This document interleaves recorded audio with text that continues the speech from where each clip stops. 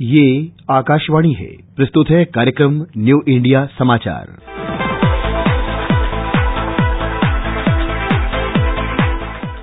नमस्कार, आकाशवाणी के समाचार सेवा प्रभाग की प्रस्तुति न्यू इंडिया समाचार में आपका स्वागत है। श्रोताओं, आज हम आपके समक्ष 1 से 15 जुलाई का अंक लेकर प्रस्तुत हुए हैं। श्रोताओं, टीम इंडिया द्वारा उठाया गया बड़ा कदम, जिसने देश में करीब 500 प्रकार के अलग अलग टैक्स से मुक्ति दिलाकर गंगानगर से ईटानगर तक, लेह से लक्षद्वीप तक वन नेशन वन टैक्स का सपना साकार किया। 6 वर्ष पूरे कर रहे जीएसटी ने अप्रैल 2023 में अब तक के रिकॉर्ड कर संग्रह से आर्थिक एकीकरण के संकल्प को सिद्धि में बदल दिया। एक अनुमान के मुताबिक देश में 8 करोड़ व्यापारी वर्ग हैं, जिन्हें जीएसटी ने प्रत्यक्ष अप्रत्यक्ष रूप से लाभ पहुंचाया है। तो अर्थ की दुनिया में क्रांति बनी टीम इंडिया की पहल से आम नागरिकों के मासिक घरेलू खर्च में कमी और बचत में वृद्धि हुई है। जीएसटी के बीते यही 6 वर्ष न्यू इंडिया समाचार की इस अंक की आवरण कथा बनी है। कोई वस्तु कितनी ही दूर क्यों न हो, उसका मिलना कितना ही कठिन क्यों न हो, वो पहुंच से कितनी ही बाहर क्यों न हो, कठिन तपस्या और परिश्रम से उसे भी प्राप्त किया जा सकता है। चाणक्य के इस वाक्य से भारत की आर्थिक क्रांति यानी जीएसटी की प्रक्रिया बड़े ही अच्छे ढंग से स्पष्ट होती है। भारत में जीएसटी के लाभ तो आज सभी के सामने हैं, लेकिन इसकी राह इतनी आसान नहीं थी। पूर्व में जीएसटी को लेकर सहमति नहीं बन पाने की वजह से उसका दोषपूर्ण मॉडल था। इसके 2 महत्वपूर्ण कारण थे। तब एकल कर प्रणाली को अपनाने की दिशा में कदम उठाते हुए राज्यों से सीएसटी को समाप्त करने के लिए कहा गया था। राज्यों से वादा किया गया था कि सीएसटी को समाप्त करने के बदले में कुछ वर्षों तक उन्हें मुआवजा दिया जाएगा। राज्यों ने तब ऐसा ही किया, लेकिन सीएसटी के बदले में मुआवजा देने का वादा पूरा नहीं हुआ। जब मई 2014 में अरुण जेटली ने केंद्रीय वित्त मंत्री के रूप में पदभार संभाला, तभी सभी राज्यों ने उनसे कहा कि जीएसटी पर तभी चर्चा होगी जब सीएसटी से जुड़ा पिछला मुआवजा मिलेगा। नई सरकार ने राज्य सरकारों का भरोसा हासिल करते हुए तत्काल मुआवजा अदा किया और इसके साथ ही जीएसटी पर बात आगे बढ़ने लगी। दूसरा कारण यह था कि राज्यों के मन में यह संशय था कि जीएसटी को पूरी तरह से लागू करने के दौरान उन्हें राजस्व का नुकसान उठाना पड़ेगा। ऐसे में सवाल यह था कि राज्यों को नुकसान की भरपाई किस तरह से की जाएगी। उनकी मांग जायज प्रतीत होती थी। इसका हल पहले नहीं निकाला गया। विशेषकर तमिलनाडु, गुजरात, महाराष्ट्र और कर्नाटक जैसे विनिर्माण वाले राज्य इसको लेकर काफी चिंतित थे।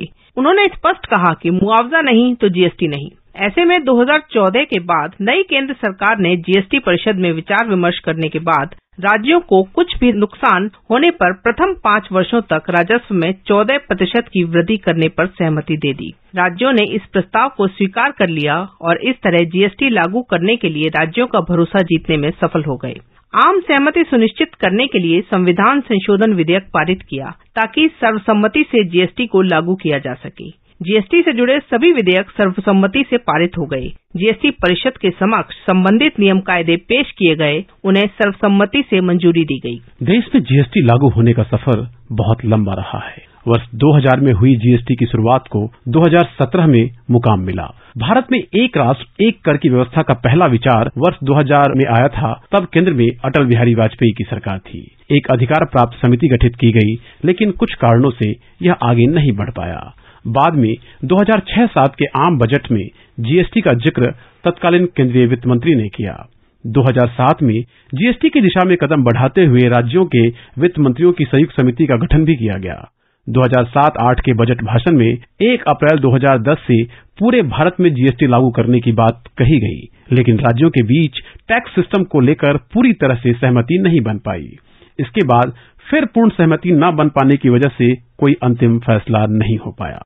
मई 2015 में लोकसभा और अगस्त 2016 में राज्यसभा से यह बिना किसी विरोध के जीएसटी के लिए जरूरी 101वां संशोधन पारित हुआ। एक देश एक कर की दिशा में सबसे अहम बदलाव की शुरुआत हुई 2014 के बाद, जब देश में सत्ता परिवर्तन के साथ ही कड़े और राष्ट्रहित के फैसले लेने की शुरुआत हुई। चूंकि विषय केंद्र और राज्य दोनों के अधिकार क्षेत्र से जुड़ा था, इसलिए संसद के बाद जरूरत थी कि देश के आधे से अधिक राज्यों की विधानसभा इसका अनुमोदन करें।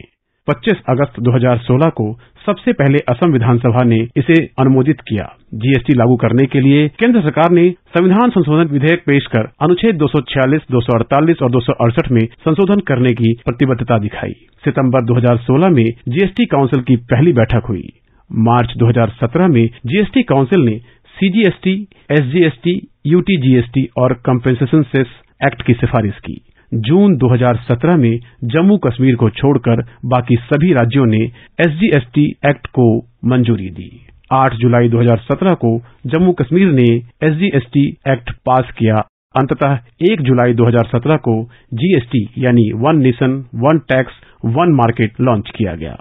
GST आज नए भारत की कर व्यवस्था है, डिजिटल भारत की कर व्यवस्था है। यह केवल ईज ऑफ डूइंग बिजनेस नहीं है, बल्कि वे ऑफ डूइंग बिजनेस को भी एक दिशा दे रहा है। यह केवल एक कर सुधार नहीं है, बल्कि आर्थिक सुधार का भी महत्वपूर्ण कदम है। यह आर्थिक सुधार से भी आगे सामाजिक सुधार का भी एक नया तबका तैयार कर रहा है, जो एक ईमानदारी के उत्सव की ओर ले जाने वाला बन रहा है। इसलिए प्रधानमंत्री मोदी कहते हैं, कानून की भाषा में GST goods and service tax के रूप में भी जाना जाता है, लेकिन GST से जो लाभ मिलने वाले हैं उससे हकीकत में ये गुड एंड सिंपल टैक्स है। इसलिए कि पहले टैक्स पर टैक्स जो लगते थे उससे मुक्ति मिल गई है। सिंपल इसलिए है कि पूरे देश में एक ही फॉर्म होगा, एक ही व्यवस्था होगी और उसी व्यवस्था से चलने वाला है। आज भारत भी उन चुनिंदा देशों में शामिल है जहां इतने बड़े कर सुधारों को सुगमता पूर्वक लागू किया गया है। समस्त चेक पोस्ट को रातों रात समाप्त कर दिया गया। इनपुट टैक्स क्रेडिट की प्रणाली ने समस्त आवश्यक जानकारियों को उपलब्ध कराना सुनिश्चित कर दिया है। GST ने बड़े पैमाने पर स्वैच्छिक कर पंजीकरण को प्रोत्साहित किया है। एक GST के अनेक फायदे हैं। उत्पादन की बजाय अब उपभोग पर टैक्स लगता है। GST में टैक्स की वसूली तब होती है जब किसी सामान या सेवा को बेचा जाता है। वस्तु या सेवा की अंतिम कीमत में उस पर निर्धारित GST शामिल होता है। वस्तु या सेवा की सप्लाई देने वाला यानी व्यापारी इसे सप्लाई लेने वाले ग्राहक से वसूलता है, बाद में इसे सरकार के खाते में जमा कर देता है। मतलब यह GST की वसूली की जिम्मेदारी सामान या सेवा देने वाले पर होती है। हर महीने GST रिटर्न भरने के दौरान आप टैक्स क्रेडिट सिस्टम के माध्यम से अपने क्रेडिट का समायोजन करा सकते हैं। टैक्स पर टैक्स नहीं चढ़ेगा। GST के पहले जो टैक्स व्यवस्था लागू थी उसमें न सिर्फ एक वस्तु पर कई अलग अलग टैक्स लगते थे, बल्कि कई मामलों में टैक्स के ऊपर टैक्स भी लग जाता था। ऐसा इसलिए होता था क्योंकि बहुत सी वस्तुएं 2 या 2 से अधिक तरह की श्रेणी में आ जाती थीं। अब ये दिक्कत खत्म हो गई है, क्योंकि अब GST अंतिम रूप से उपभोक्ता को ही अदा करना है। बीच में अगर किसी को GST चुकाना पड़ा है तो उसका पैसा इनपुट टैक्स क्रेडिट सिस्टम से समायोजित हो जाता है। GST के सिस्टम में सारे सौदों की जानकारी ऑनलाइन अपडेट रखनी होती है। हर सौदे की रसीद सप्लाई लेने वाले और सप्लाई देने वाले दोनों के पास रहती है। दोनों अपनी अपनी रसीदों के मदद से इनपुट टैक्स क्रेडिट का लाभ ले सकते हैं। सौदों का मिलान न हुआ तो ऑनलाइन ही गड़बड़ी पकड़ में आ जाएगी। हर स्टेज पर GST जमा करने की जिम्मेदारी ऊपर वाले कारोबारी की होने से टैक्स भुगतान की चेन नहीं टूटेगी, क्योंकि कोई भी कारोबारी अपने क्रेडिट का नुकसान नहीं करना चाहेगा। ई-वे बिल सिस्टम से अंतर्राज्यीय बाधाएं दूर हुई हैं। हर महीने 7.81 करोड़ से अधिक ई-वे बिल जारी होते हैं। इसका फास्ट टैग के साथ एकीकरण किया गया, जिससे माल की आवाजाही तेज और निर्बाध हुई है। एक राष्ट्र एक कर से पूरे देश में टैक्स की समान दरें लागू हैं। 17 बड़े टैक्स और 13 उपकर अब इसी में शामिल हैं। कर व्यवस्था में पारदर्शिता और जवाबदेही सुनिश्चित हुई है। सरल पंजीकरण और तेज गति से रिफंड ने व्यवस्थाओं को सुगम बनाया है। सरकार, कारोबारियों के साथ आम लोगों को भी फायदा हुआ है। GST लागू होने से टैक्स सिस्टम में पारदर्शिता और जवाबदेही बढ़ गई है। इससे एक तरफ सरकार को सुविधा हो गई है, वहीं दूसरी तरफ कारोबारियों और उपभोक्ताओं के लिए भी यह फायदेमंद साबित हुई है। वस्तुओं पर तरह तरह के टैक्स से छुटकारा मिल गया है। टैक्स के ऊपर टैक्स खत्म होने से वस्तुओं को लागत में अनावश्यक बढ़ोतरी नहीं हो पाती है। इससे पहले के मुकाबले कीमतों में कमी आई है। जीवन के लिए ज्यादा जरूरी चीजों पर टैक्स दर बेहद कम रखी गई है। इससे सामान्य लोगों के ज्यादा काम आने वाली चीजें सस्ते में मिलती हैं। गरीब और कम आमदनी वाले लोगों को राहत मिल रही है।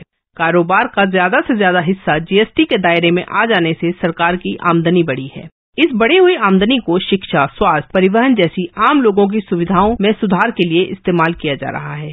सिस्टम ऑनलाइन होने से कालाबाजारी पर रोक लगी है। अगर किसी कारोबारी की कुल कर योग्य आय, गैर कर योग्य और छूट प्राप्त आय कुल मिलाकर 50 लाख रुपए सालाना से अधिक बैठती है तो GSTN में ऑनलाइन रजिस्ट्रेशन करवाना अनिवार्य है। पूर्वोत्तर भारत के राज्यों के व्यापारियों के लिए आय की यह सीमा 20 लाख रुपए है। हालांकि इस सीमा को बढ़ाने की छूट भी राज्य सरकारों के पास है। जीएसटी से राज्यों को राजस्व का नुकसान न हो, इसके लिए 5 साल की अवधि के लिए क्षतिपूर्ति उपकर या जीएसटी उपकर लागू किया गया है। पान मसाला, तंबाकू या इससे बने उत्पाद, कोयला, मोटर कार जीएसटी उपकर के अधीन रखे गए हैं। निश्चित रूप से यह सुधार भारत को समान कर प्रणाली के एक सूत्र में बांधने वाला कदम बना, जिससे देश में कारोबारी गतिविधियां बढ़ी, देश की जीडीपी को भी नया रूप मिला और महंगाई को काबू करने में भी सफलता मिली। इसी का परिणाम है कि छोटे हो या बड़े व्यापारी आज सहजता से व्यापार कर रहे हैं और एक टैक्स प्रणाली से रिटर्न फाइल करने की व्यवस्था सहज और सुगम हो गई है। जीएसटी की सफलता यह सिद्ध करती है कि पुराना भारत आर्थिक दृष्टि से खंडित था, नया भारत एक देश के लिए एक कर एक बाजार बना है।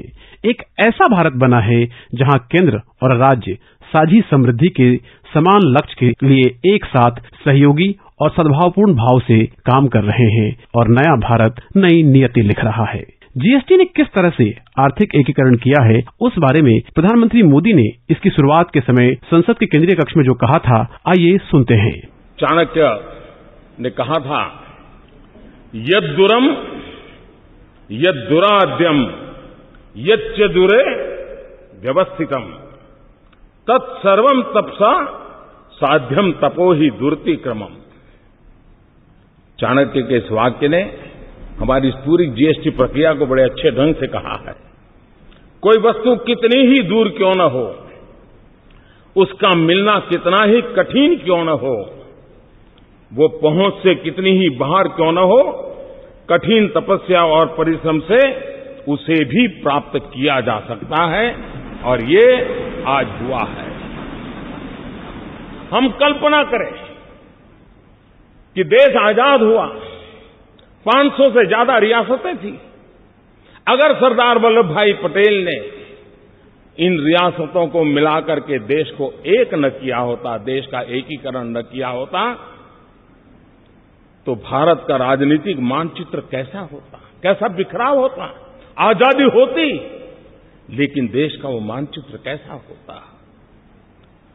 जिस प्रकार से सरदार वल्लभ भाई पटेल ने रियासतों को मिलाकर के एक राष्ट्रीय एकीकरण का बहुत बड़ा काम किया था, आज जीएसटी के द्वारा आर्थिक एकीकरण का एक महत्वपूर्ण काम हो रहा। 29 राज्य, 7 केंद्र शासित प्रदेश, केंद्र के 7 टैक्स, राज्यों के 8 टैक्स और हर चीजों के अलग अलग टैक्स का हिसाब लगाएं, 500 प्रकार के टैक्स कहीं न कहीं अपना रोल कर रहे थे। आज उन सब से मुक्ति पाकर के अब गंगानगर से लेकर के ईटानगर तक, लेह से लेकर के लक्षद्वीप तक, वन नेशन वन टैक्स, ये सपना हमारा साकार होके रहेगा। श्रोताओं, समय की बाध्यता को देखते हुए आज की चर्चा को यहीं विराम देते हैं। कार्यक्रम की अगली कड़ी में बात करेंगे पत्रिका में शामिल अन्य समाचारों और अमृत महोत्सव की। इस पाक्षिक पत्रिका की हर प्रति newindiasamaachar.pib.gov.in वेबसाइट पर उपलब्ध है, जहां आप सभी समाचारों को विस्तार से पढ़ सकते हैं और डाउनलोड कर सकते हैं। डिजिटल और प्रिंट में यह पत्रिका देश ही नहीं विदेशों में भी अपनी अलग पहचान बना चुकी है। इसका ट्विटर हैंडल NISPIB इंडिया है। इसके अलावा आप हमें response-nis@pib.gov.in पर ईमेल के जरिए अपना सुझाव भी भेज सकते हैं। तब तक के लिए धन्यवाद।